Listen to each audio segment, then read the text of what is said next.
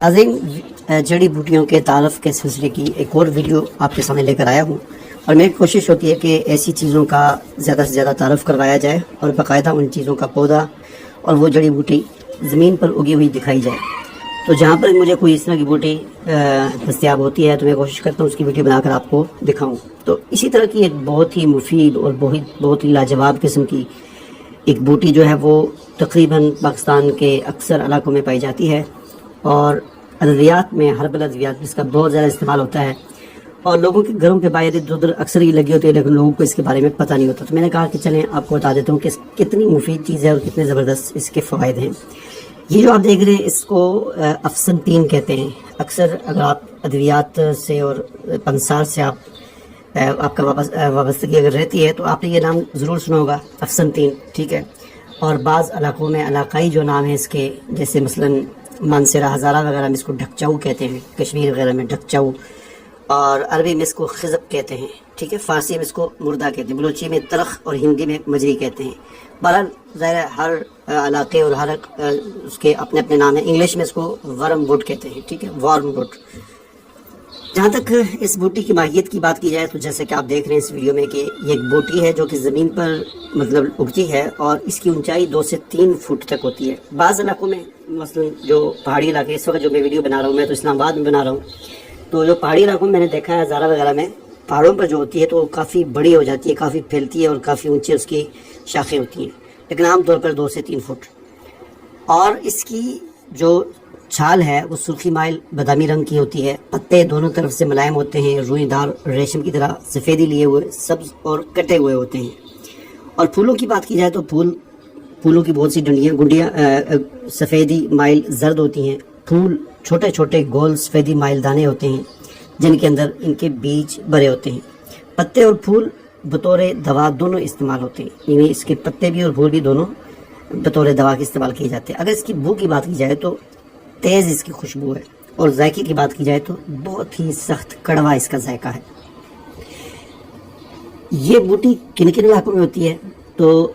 5000 fit سطح سمندر سے بلندی کے جتنے بھی علاقے ہیں دنیا بھر میں یہ بوٹی ہر ملک میں پائی جاتی ہے۔ اس وقت میں اسلام آباد میں موجود ہوں جہاں پر بھی یہ بوٹی موجود ہے، اور پہاڑی علاقوں میں تو بہت زیادہ ہوتی ہے۔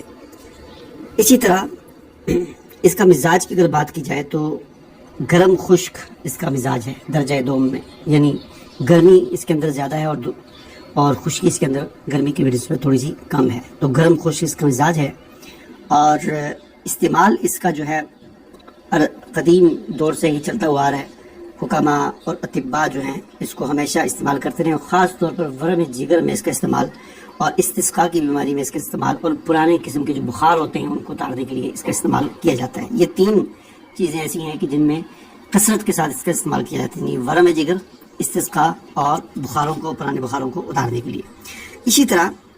ذوف معدہ میں بھی اس کا استعمال کرایا جاتا ہے۔ پیٹ کے جو کیڑے ہوتے ہیں خصوصاً کچوے اور چرنے، ان کو یہ ختم کر دیتی ہے۔ اور سب سے ایک اہم بات یہ کہ یہ چونکہ جالی ہے، جلا دینے والی چیز ہے، اس کا صفوف کیا جائے باریک، اور باریک صفوف کرنے کے بعد اس کو شہد میں ملایا جائے تو ایک معجون ٹائپ سا ایک کریم سی بن جائے گی، تو اس کریم کو جلد کے جو داغ دھبے ہوتے ہیں ان پر لگایا جائے تو وہ بھی ختم ہو جاتے ہیں۔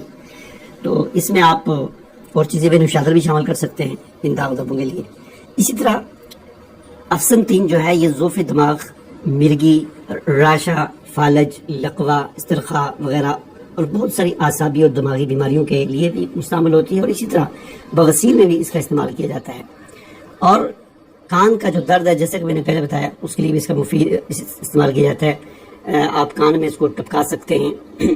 یعنی اس کو آپ بادام کا جو ہوتا ہے نا وہ کیا کہتے ہیں آئل،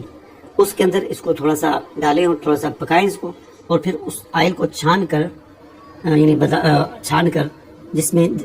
یہ اس کے اثرات شامل ہو جائیں تو اس آئل کو آپ کان میں قطرے ٹپکائیں تو بہرا پن جو ہوتا ہے وہ ختم ہو جاتا ہے، کان کے زخم ٹھیک ہو جاتے ہیں، کان کا درد ٹھیک ہو جاتا ہے، اس کا جو شاندہ جو ہے وہ بھی مفید رہتا ہے۔ اسی طرح ورم جگر اور ورم طحال، یعنی تلی کا ورم، جگر کا ورم، پرانے بخار، نوبتی بخار اور تنگی حیض وغیرہ میں اس کا جو شاندہ خاص اثر رکھتا ہے۔ اور ایک اور خاص بات افسنتین کی یہ ہے، یعنی بہت ہی زبردست قسم کا اس کے اندر ایک چیز ہے، وہ یہ ہے کہ اس کو اس کے پتوں کو یا اس کی ٹہنی کو اگر آپ کتابوں کے اندر رکھیں، اپنے کپڑوں کے اندر رکھیں جو سال ہر سال آپ استعمال نہیں کرتے یا ایک جگہ پر پڑے ہوتے ہیں تو ان کو اکثر کیڑا لگ جاتا ہے، کپڑوں کو کیڑا لگ جاتا ہے، کتابوں کو کیڑا لگ جاتا ہے، اس کے پتے یا ٹہنی اگر آپ نے وہاں پر رکھی ہوگی تو کوئی کیڑا نہیں لگے گا۔ اور اسی طرح اس کی یہ ٹہنی آپ توڑ کر اس کی دھونی اپنے گھر کے اندر دیں تو سارے مکھیاں مچھر اور کیڑے مکوڑے جتنے بھی ہوتے ہیں وہ سارے کے سارے بھاگ جاتے ہیں۔ بہت ہی لاجواب چیز ہے، بہت ہی زبردست چیز ہے، آپ کے گھر کے آگے پیچھے کہیں ہوگی